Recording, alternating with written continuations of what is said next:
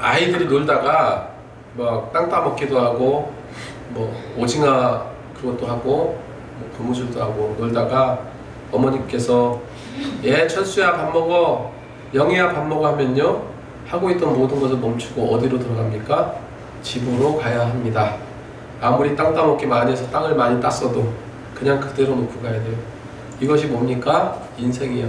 그러니까 이거를 너무 잘 보여주신 것 같아요, 하나님은. 그죠?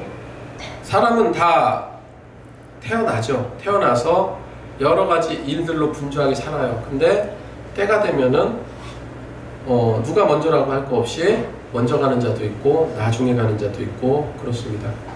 우리 인생의 그 모습이 이 아이들 노는 것과 같다. 그래서 바쁘게 살다가 힘들게 살다가 또 열심히 살다가 어떤 모양으로 살아가던 간에 하나님께서 너 이제 그만 살고 올라와 이렇게 부르실 때는 우리는 어떡합니까? 가야 되는 거예요. 세상 모든 것을 싸들고 가는 것이 아니라 어떡합니까? 있는 건 다 놓고 가는 거야, 다. 그래서 저 천국으로 우리를 부르시지만 하나님은 우리가 엉뚱한 죄에 빠져들 때도 하나님은요 우리를 부르시고 그 길이 아니다, 얼른 돌이켜라, 거기서 나와라 말씀하세요. 근데 정말 문제가 뭔지 아십니까?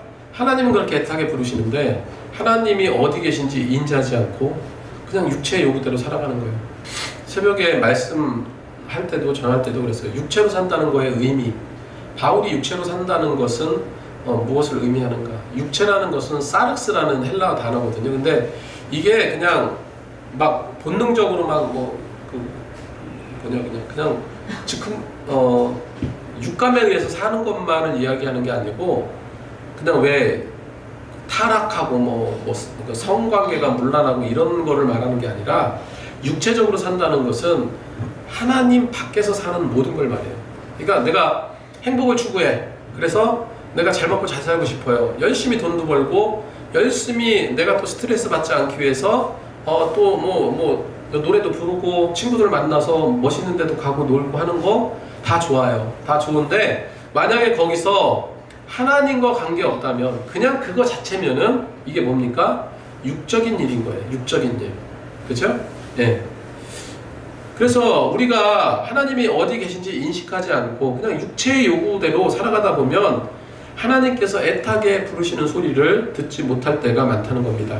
노는데 정신이 팔리는 아이는 어떻습니까? 노는데 정신이 팔리는 아이는 부모님이 와서 밤낮 소리 질러도 안 오죠. 어떡합니까 나중에? 부모님이 가서 그냥 한 대 주워 받고 그냥 끌고 와요. 들려도 들리지 않고 놀기만 합니다. 여러분 하나님께서 지금도 애타게 부르는 소리를 들을 수 있도록 우리 귀를 항상 열어두시기 바랍니다. 영적 귀, 이 귀 말고 영적인 귀. 그래서 우리에게 필요한 것은 그거예요. 모든 것을 스톱하고 그냥 하나님께 돌아오는 거, 그 연습을 계속해서 해야 됩니다. 그래서 지금 이 특별히 영적인 공간 안에 다른 불순물들이 침입해서는 안 되잖아요. 딴 생각 품는 것도 사실은 어떤 겁니까? 하나님 밖으로 삐져나가는 거예요. 딴 마음 갖지 말고 집중하는 거. 지금 예배 시간 집중하는 거 굉장히 중요합니다. 이 말씀에 오늘 1절 2절에 오라 우리가 여호와께로 돌아가자.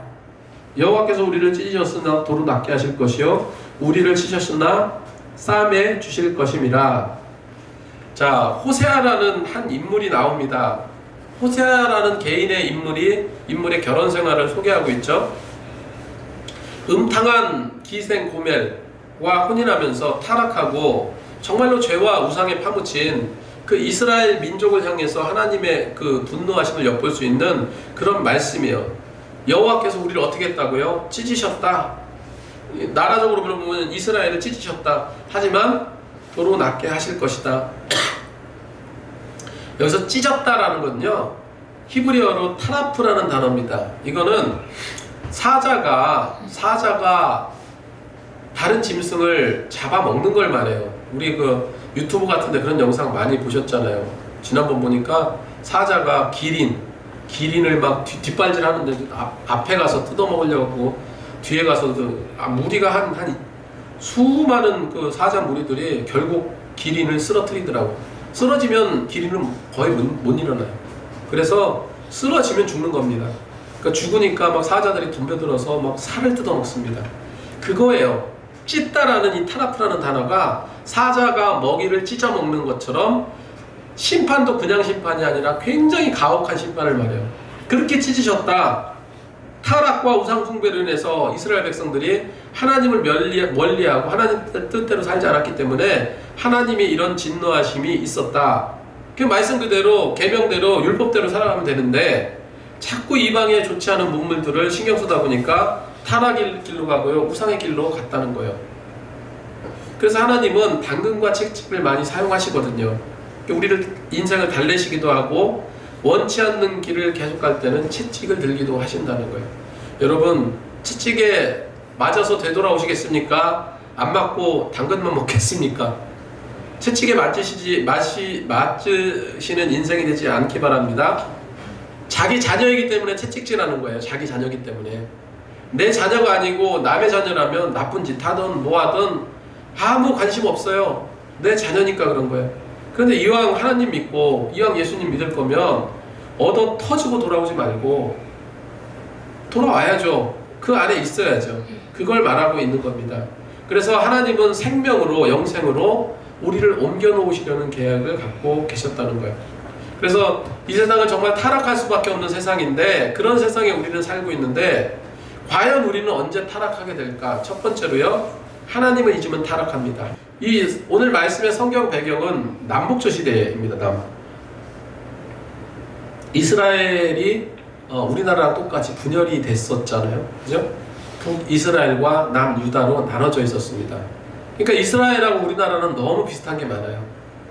우리나라가 여태까지 5,000년 역사 중에 침략을 받은 게 1,500번 이상이라고 해요. 1,500번 이상. 그렇게 많은 침략을 받았습니까? 침략을 받았어요. 요충지기 때문에 그래요. 요충지기 때문에. 이스라엘 어떻습니까? 거기도 요충지예요. 그러다 보니까 굉장히 많은 외침이 있었습니다. 그래서 실제로 나라가 멸망하기도 한 거예요.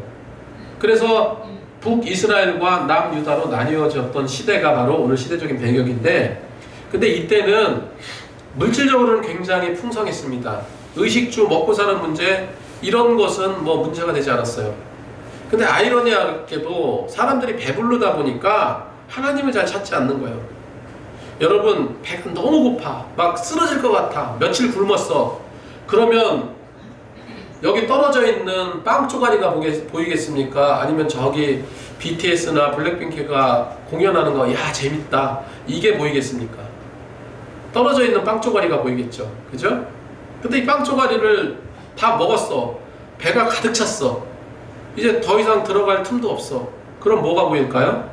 그럼 문화현상들 여러 가지, 뭐 취미, 뭐 다른 것들이 보이는 거예요. 이 시대 때 너무나 배가 불러 있었기 때문에 하나님을 찾지 않고 이방의 몹쓸 문명들을 쫓았다는 거예요. 그래서 제사장들조차도, 하나님의 말씀을 선포하는 제사장들조차도 말씀을 선포하지 않고 말씀대로 살라고 외치지도 않았다라고 말합니다. 그러니 일반 백성들은 더 어떻게 했겠냐. 그리고 2장 2절에 보면 저는 내 아내가 아니요 나는 저의 남편이 아니라, 이게 무슨 말입니까? 저는 내 아내가 아니요 나는 저의 남편이 아니라. 어떤 성적인 타락을 말하죠. 육체적인 쾌락을 말합니다. 그냥 다 남편이 되고 다 아내가 되는 거예요. 심각한 이런 타락을 말하고 있어요.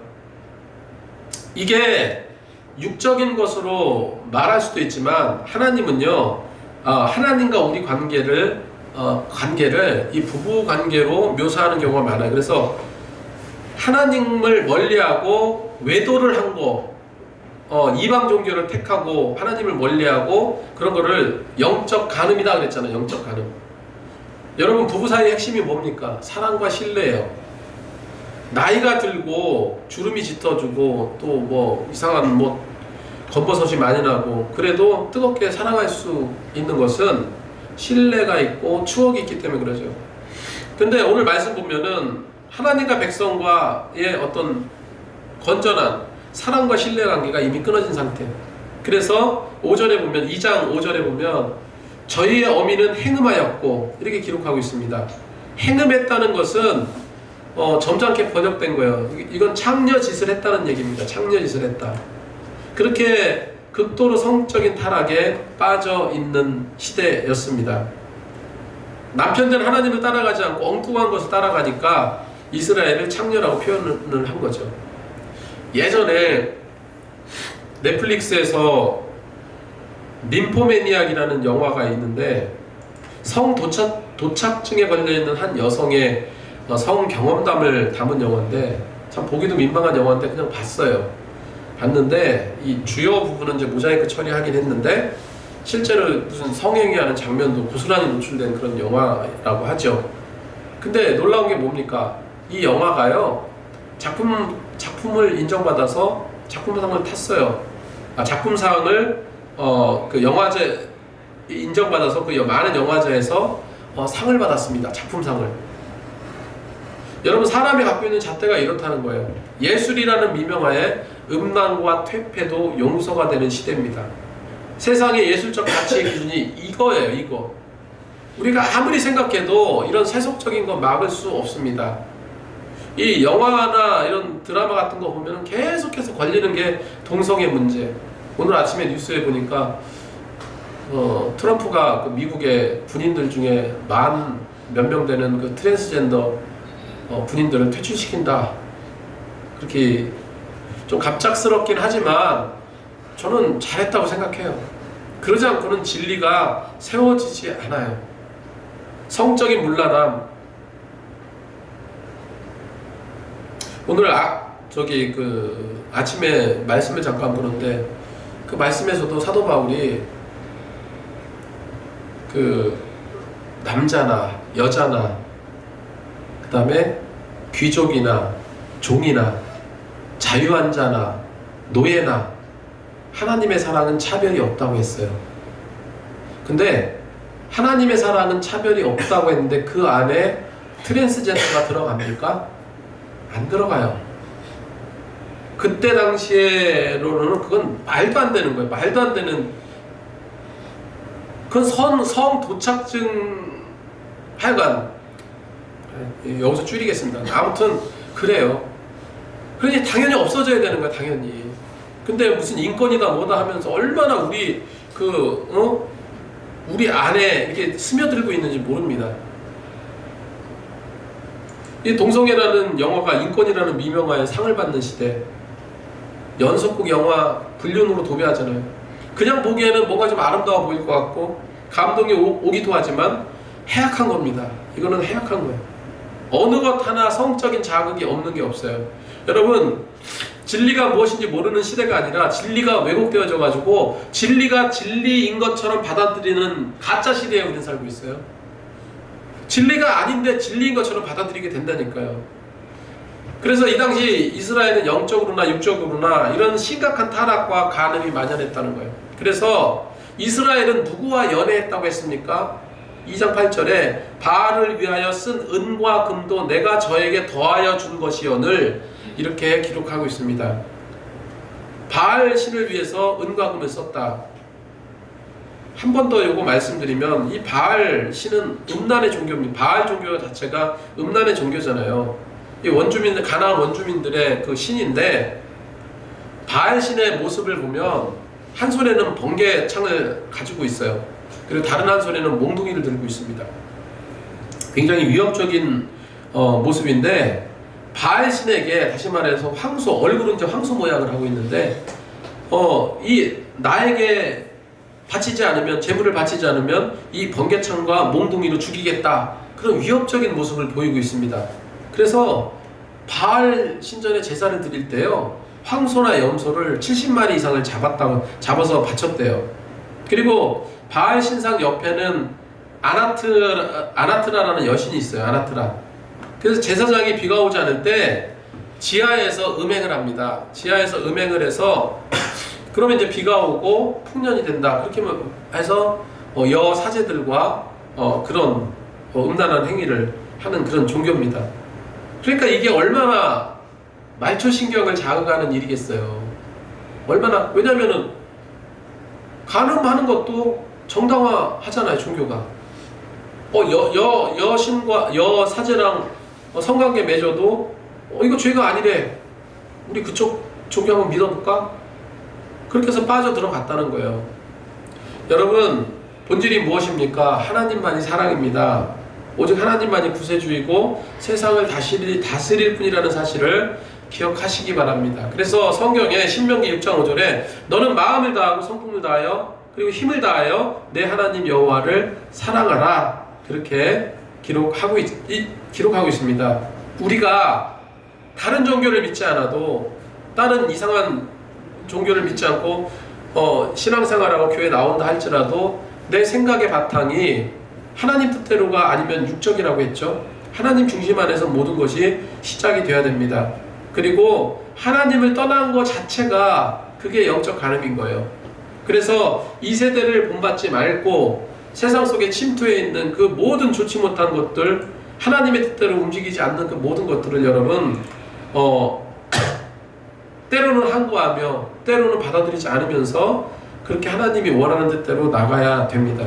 그것이 우리가 살아가는 거예요. 이게 신령함이라고 말하는 신령함, 영적 신령함. 영적 신령함이 우리에게 있어야 되고 죄가 갇혀 있으면 영적 신령함이 부족해집니다. 지금 이 시대 교회가 크리스찬이 4명 중에 1명이라고 하는데 요즘엔 좀 떨어져서 5명에 1명이 크리스찬이라고 치자고요. 그런데 그렇게 많은 크리스찬들이 있는데 왜 세상을 변화시키지 못할까? 세속주의가 또 교회에 너무 많이 침투해서 그렇습니다. 그래서 교회가 세상을 변화시키는 것이 아니라 세상이 교인들의 마음속까지 들어와서 흔들어버려요. 그래서 교회가 교회다운 모습으로 살 수 있겠느냐는 거예요. 그럴 수 없죠. 코카콜라 사장이 이런 말을 했어요. 내 혈관 속에는 코카콜라가 흐른다. 내 혈관 속에는 피가 흐르는 것이 아니라 코카콜라가 흐른다고 그랬어요. 이건 뭐를 말하는 겁니까? 코카콜라에 대한 애정과 그게 그 자체가 생명이라는 거죠. 여러분, 우리 심장에 우리는요, 우리 마음속에 예수 그리스도의 피가 흘러야 돼요. 예수 그리스도의 혈관을 통해서 그 피가 흘러 들어야 됩니다. 영적 혈관. 그곳에 우리는 하나님의 사랑으로 흘러 들어가요. 그래야 악한 영과 싸울 수 있는 동력이 됩니다. 그 세상에 많은 죽어가는 영혼들 예수 그리스도 이름으로 굴복시키고 이 복음을 전파하고 그렇게 살아가야 될 줄로 믿습니다. 자, 두 번째로 하나님은 가시로 우리를 막을 수도 있습니다. 2장 6절에 그러므로 내가 가시로 그 길을 막으며 담을 쌓아 저로 그 길을 찾지 못하게 하리니 했습니다. 가시는 굉장히 하찮은 거예요. 가시에 찔리면 그냥 따끔할 정도잖아요. 그리고 귀찮긴 해도 그냥 빼면은 별거 아닌 거예요, 가시는. 근데 그렇게 얕잡아 볼 수 있는 가시로도 어떻게 한다고요? 우리 앞길을 막을 수가 있대, 하나님은요. 사랑하는 자녀가 위험한 곳으로 가는데 그냥 내버려 둘 수 있는 부모가 어디 있겠습니까? 그래서 호세아 3장 1절에 여호와께서 내게 이르시되 이스라엘 자손이 다른 신을 섬기고 건포도 떡을 즐길지라도 여호와가 저를 사랑하시니, 사랑하기 때문에 가시로 담을 막으신 거. 가시울다리를 쳐서 넘어가지 못하도록 담을 막으셨다. 가시는 찌르잖아요. 찌르는 아픔과 고통을 때로는 우리에게 주실 수도 있습니다. 때로는 그것 때문에 너무 힘들 수도 있지만 왜 굳이 가시로 우리를 막으십니까? 사랑하시기 때문에 막는다는 거예요. 오늘 말씀의 결론은 다른 거 아닙니다. 여러분, 주님 품으로 돌아오시기 바랍니다. 우리는 이미 교회에 왔지만 주님 품으로 돌아온다는 것은 내 생각과 내 모든 것이 돌아와야 되고 그게 회복의 길이다 라고 성경은 말합니다. 7절 말씀에 저가 그 연애하는 자를 따라갈지라도 미치지 못하며 저를 찾을지라도 만나지 못할 것이라. 그제야 저가 이르기를 내가 본 남편에게 돌아가리니 그때의 내 형편이 지금보다 나았습니다. 자복하고 회개하며 돌아와야 된다. 그제야 어떻다고요? 그제야 저가 이르기를 내 본 남편에게 돌아가리니 그때 내 형편이 지금보다 나았습니다. 이렇게 기록하고 있습니다. 아무튼 하나님께서 우리를 사랑하시는 만큼 우리는 또 하나님께 집중하고 하나님 뜻대로 살아가기 원합니다. 그래서 하나님께서 원하시는 대로 사시고 한 주도 믿음 안에서 승리하시는 저와 여러분이 되시기 바랍니다. 기도하겠습니다.